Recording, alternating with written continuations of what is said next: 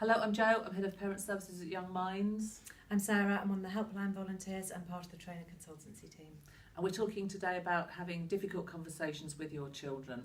YoungMinds is about to launch our Take 20 campaign, and that is about parents finding the time once a week to take 20 minutes to do an activity with your child or young person in order to open up conversations about mental health and emotional well-being.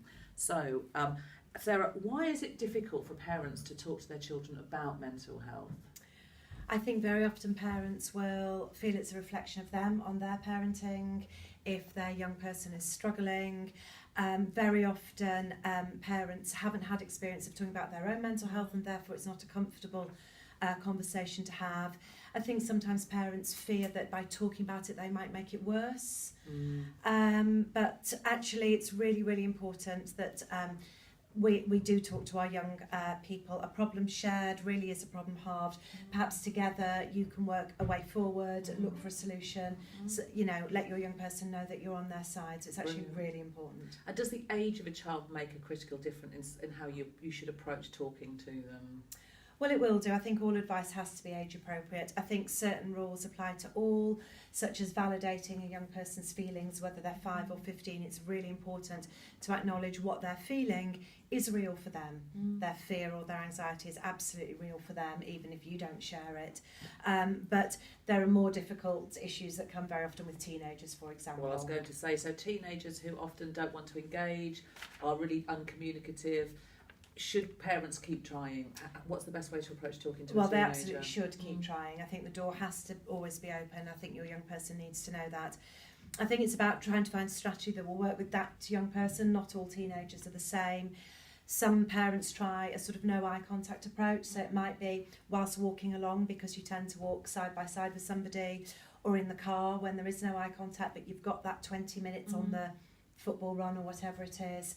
So trying different strategies. If they really won't have a conversation, you could try writing to them, send them an email or a text, sending them resources. And we talk about early intervention, and actually no matter what you do as a parent, you might not avert problems happening, because we know that all sorts of things trigger mental health. So by no means is this going to be the cure-all for everything. But why is it important to lay those foundations of good communication? I think for everybody's sake, so that the young person feels supported. If they don't feel supported and surrounded with love at home, it's not going to help them with whatever else they're facing.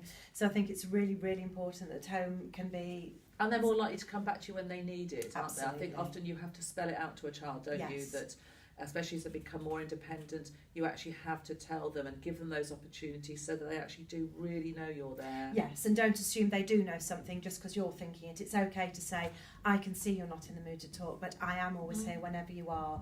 Or please, if you ever feel there isn't a solution, sometimes adults can come up with solutions that you might not have thought about. So really spell it out to them. And we've got 5 top tips for parents. Do you want to crack on with a few of those? Yes, I would say number 1 is you can always have a general conversation approach to acknowledge what's going on without it being directly at them.